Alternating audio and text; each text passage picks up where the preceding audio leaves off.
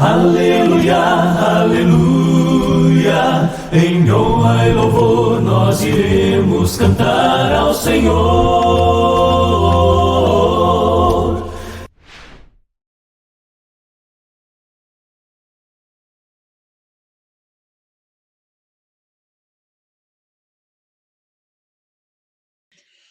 Então, vamos voltar agora à Isso, agora sim. Vamos ver se a gente consegue agora avançar nesse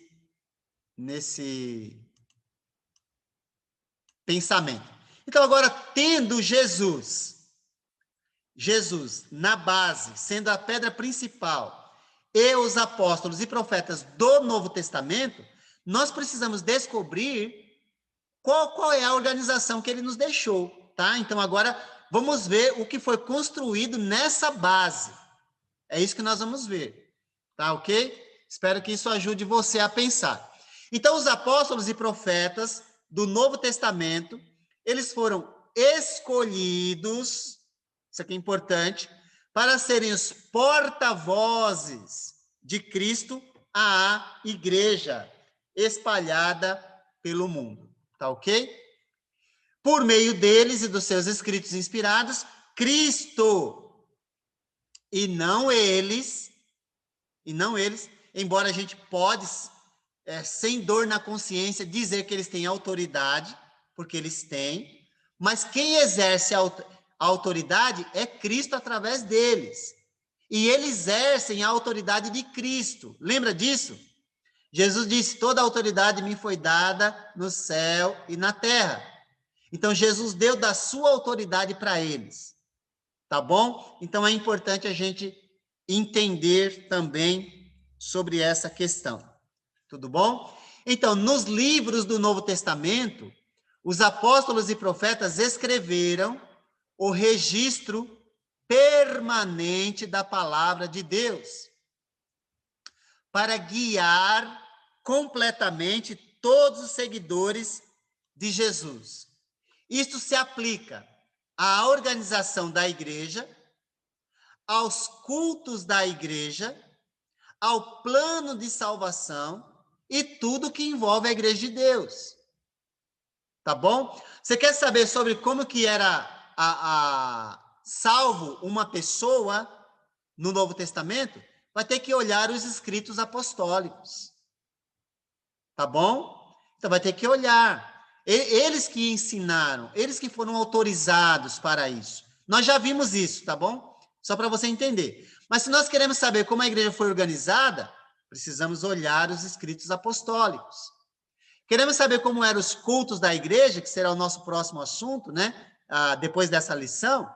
Então, precisamos olhar os escritos apostólicos. Tudo bem? Só para você perceber isso.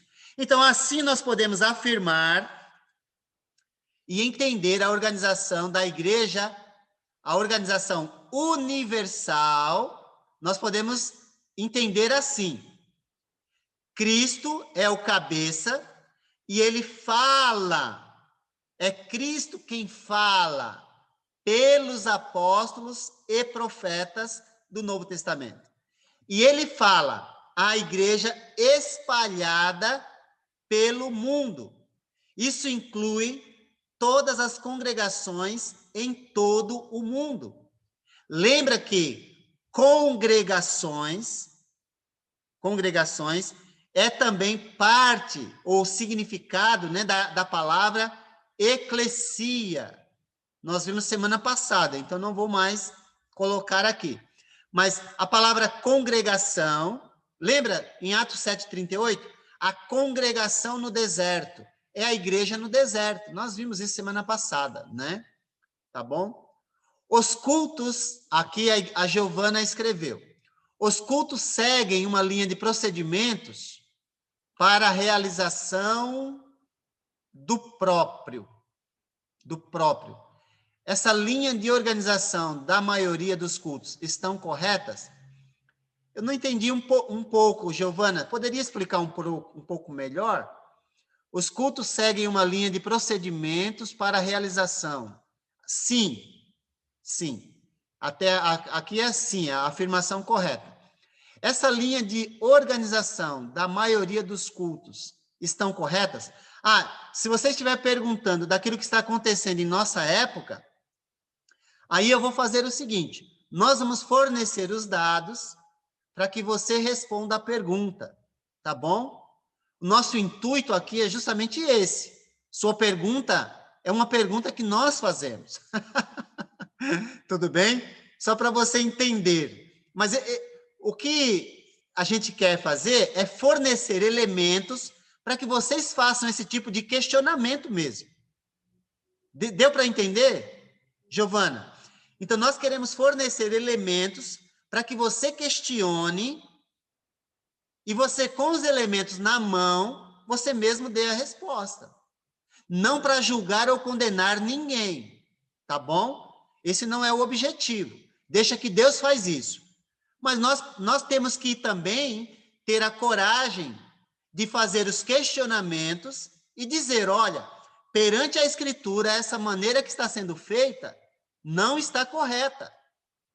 Então, essas pessoas precisam realmente pensar naquilo que estão fazendo. Tá bom? Se era esse o seu intuito, então, eu diria que nós vamos fornecer os elementos para isso. E você mesmo dar a resposta. Ok? Tá bom, Giovana. Vocês estão, ao meu ver, pelo menos naquilo que vocês têm perguntado e também afirmado, vocês estão caminhando para o caminho correto. Agora, a prática nossa, ela precisa refletir o nosso aprendizado, certo? Precisa refletir. Então, eu espero que assim seja. Tá bom?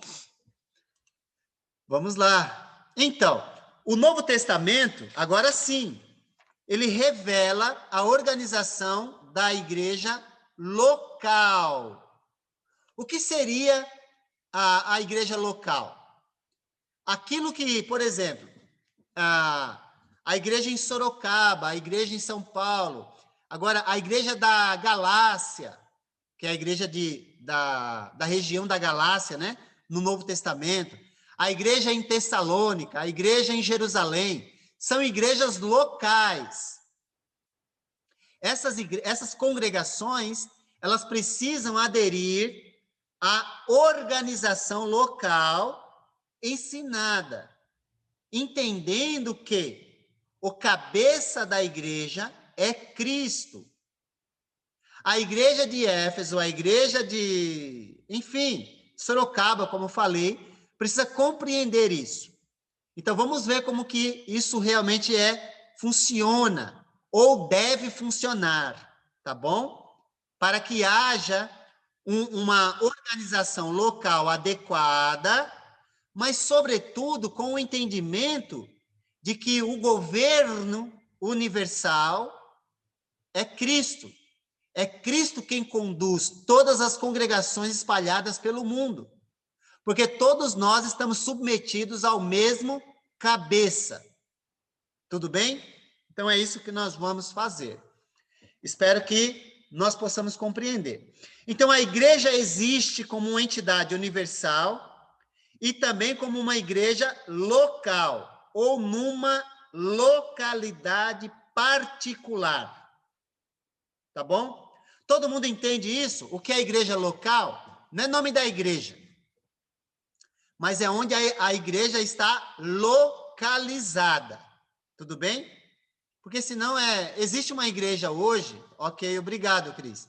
Existe um grupo religioso hoje que se intitula igreja local, tá ok? Eles se chamam igreja local, mas eles têm uma organização central, onde o cabeça não é Cristo, o cabeça é um ser humano. Apesar do nome ser legal, né? Mas a prática não é legal. Então, é interessante que, às vezes, algumas pessoas compreendem o correto, mas aplicam errado. Tudo bem? Então, lembra bem que nós já falamos sobre exegese e hermenêutica. Nós já falamos. Então, a exegese da maioria, muitas vezes é correta. O que seria a exegese? É o entendimento. Se você perguntar, como era a prática da igreja lá no século I, a maioria entende, porque está lendo a Escritura. Está vendo? Olha, era assim que a igreja fazia, era assim que a igreja era organizada. A exegese é correta. Porém, a hermenêutica é errada. Por que a hermenêutica é errada? Porque se entende da forma correta, mas se aplica de forma errada. De forma que a prática ultrapassa o que está escrito. Deu para entender essa linguagem? Se você está entendendo, você diz aí, eu estou entendendo sim, pode seguir nesse caminho. Diz aí se você está entendendo. Quando eu uso esses termos, exegese é você compreender como era. Hermenêutica é aplicar.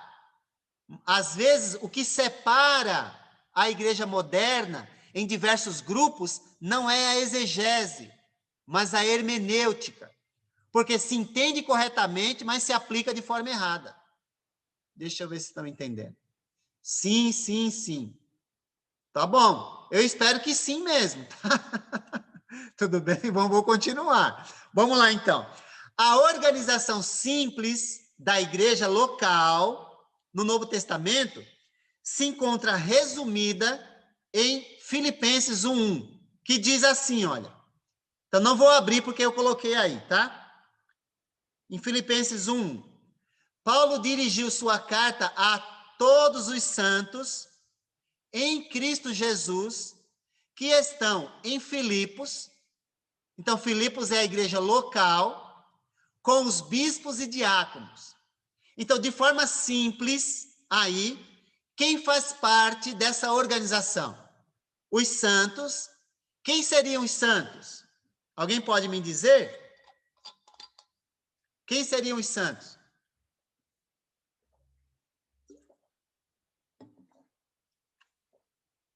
Eu preciso saber se você está entendendo. E, Giovana, eu vou transformar a sua pergunta em afirmação, tá? É a igreja. É a igreja. A Giovana perguntou, é a igreja? Sim, é a igreja. O Reinaldo colocou, os separados do mundo, também. O Odair colocou, todos os cristãos. Então, eu vou seguir essa linha, por último aí, tá? Então, os santos quem são? Todos os cristãos, gente. Todos os discípulos, tudo bem? Então, é a igreja, Giovana. É os separados do mundo, Reinaldo. Tudo bem? Todos os cristãos, ok? Inclusive bispos e diáconos. Sobre esses dois nós vamos falar daqui a pouco. Nós vamos explicar quem são essas pessoas aí.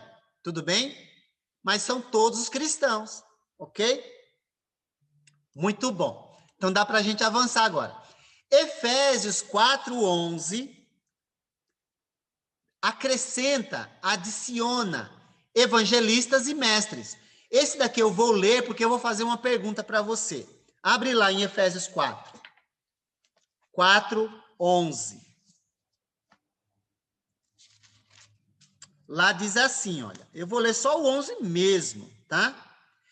Ele designou alguns para apóstolos, outros para profetas, outros para evangelistas e outros para pastores e mestres, com o fim de preparar os santos para a obra do ministério, para que o corpo de Cristo seja edificado. Eu ia ler só o 11, li o 11 e o 12.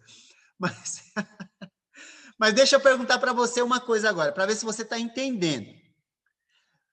Uns foram chamados apóstolos, outros para profetas, outros para evangelistas, outros para pastores ou para evangelistas, pastores e mestres. Ou mestres. Pastores e mestres também está lá, né? Mas deixa eu perguntar uma coisa para você. Vamos ver se você está entendendo. Uns foram chamados para apóstolos e outros para profetas. Onde estão os apóstolos e profetas? Onde estão?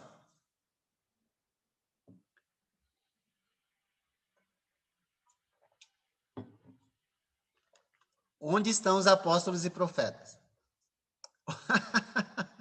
O Reinaldo falou, mortos. Beleza. Eu acredito também. No céu. Ok? Mas eu vou continuar com a pergunta. Onde estão os apóstolos e profetas? Estão mortos, sim. Mas eles continuam falando. De que modo?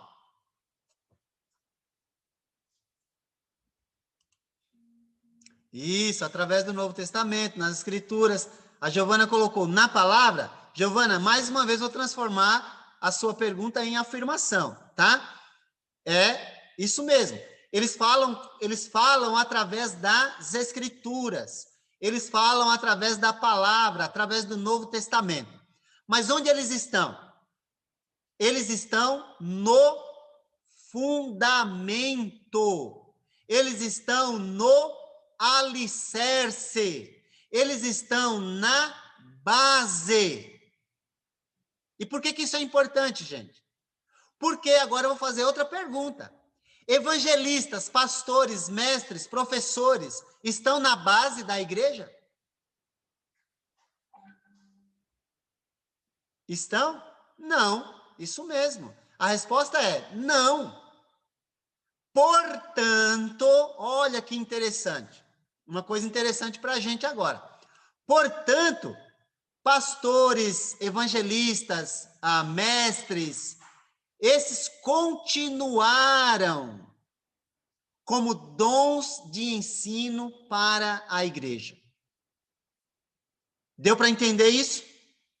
Então, agora, o que nós vamos verificar é que Deus, ele limitou o apostolado aos 12, mais Paulo, então Paulo também está incluído, e profetas do Novo Testamento, se encerrou, porque eles continuam falando,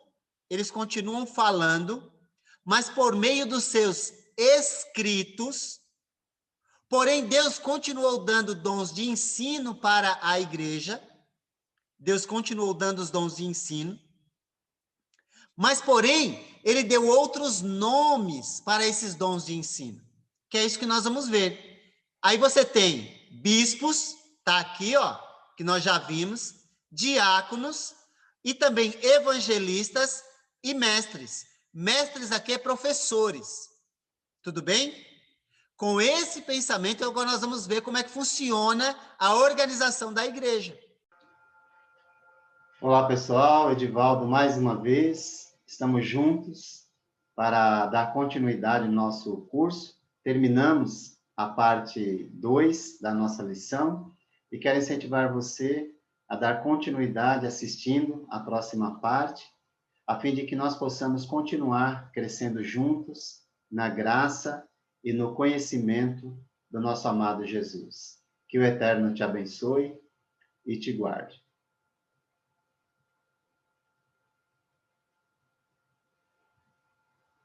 Aleluia, aleluia, em honra e louvor nós iremos cantar ao Senhor.